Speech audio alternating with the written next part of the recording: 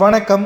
சற்று முன் கிடைக்கப்பெற்ற மிக முக்கியமான செய்தி ஒன்று வெளியாகி உள்ளது. திமுகவின் மிக முக்கியமான அமைச்சர் KN நேருவின் மீது தற்பொழுது அமலாக்கத்துறை அதிகாரிகள் தொடர்ந்த வழக்கில் நீதிமன்றம் அதிரடியான தீர்ப்பை வழங்கியுள்ளது.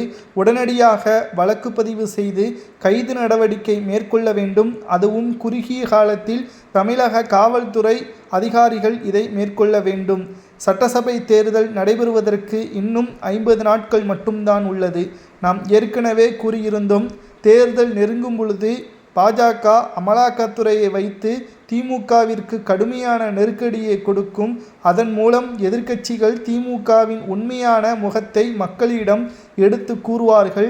வேலை வாங்கி தருவதாக, அரசு வேலை வாங்கி தருவதாக பல கோடி வரை ஊழலை செய்துள்ளார்.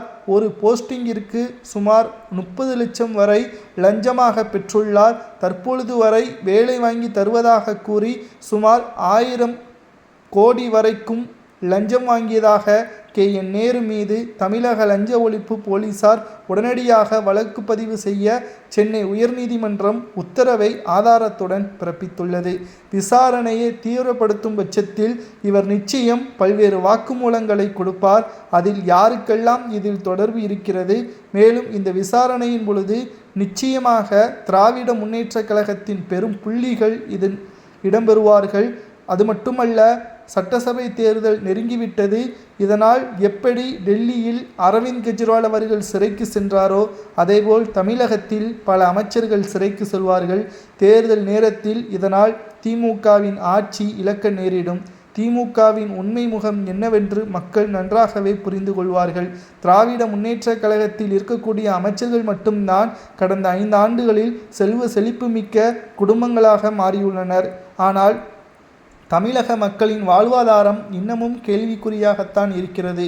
1020 கோடி லஞ்சம் என்பது வேலை வாங்கி தருவதாக கூறி வாங்கிய லஞ்சம் மட்டும்தான். இதைவிட பல துறைகளில் பல கோடிகள் லஞ்சம் வாங்கியதற்கான ஆவணங்களையும் அமலாக்கத்துறை அதிகாரிகள் சேகரித்து வருகிறார்கள் என்பதும் குறிப்பிடத்தக்கது.